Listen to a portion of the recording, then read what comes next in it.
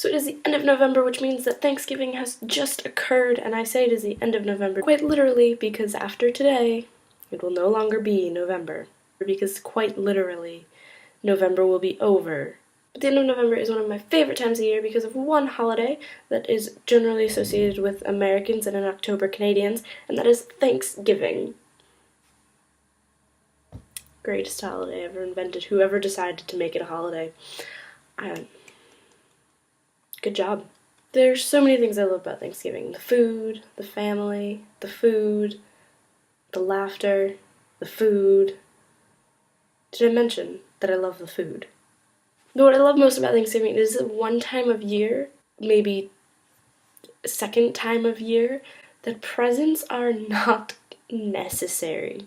You know, Christmas, you give presents. Your birthday, you give presents. Easter, we invented the Easter Bunny, like, we give presents then too. But Thanksgiving is all about the food and the family and just being with people. Nothing else. No presents, nothing.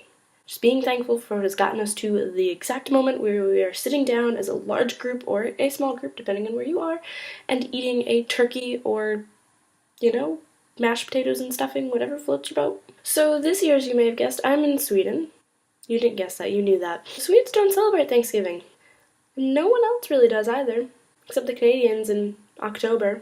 A few weeks back, I don't even know when, someone asked me and my friend Natalie, who's also American, if we were celebrating Thanksgiving this year because they wanted to know what it was like, which, yeah, that's cool. And we thought about it and we decided to make an international Thanksgiving this year.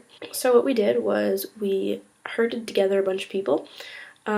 Only 5 of us were American out of I think the 20 that were there, but we all got together and celebrated Thanksgiving. So we went out, we got a turkey, invited a bunch of people, and we told everybody to bring something Thanksgiving-ish. So we had a ton of food. We had turkey and stuffing and various kinds of mashed potatoes and breads and vegetables and a couple different types of pie and mousse and a Swedish dessert that I don't know what it was, but it was really good, and something else that was really good, and a couple other things that were really good, and it was a lot of food, and it made my tummy happy. What I love most about this Thanksgiving was that it wasn't with family, it was with friends.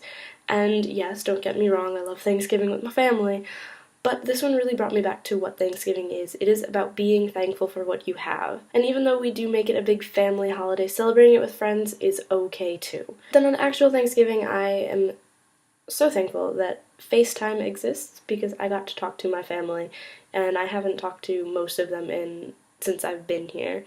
I've Skyped with my parents and my grandmother, and that's been about it. Facebook has kept me connected with everyone else so they can at least see what I'm doing, but it's still different to actually see them and talk to them. So I'm super thankful for that, and it was super entertaining. And by the way, I do not know what a Swedish horse says. Maggie posed this question to me when she asked me how to say no in Swedish, and I said nej, and she said, well, what does a horse say then? I got nothing. I don't know. I'm thinking they just go around saying no all the time.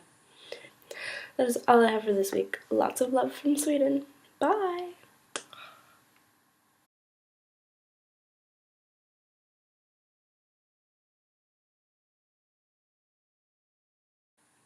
Don't let my appearance fool you. I still am bumming it.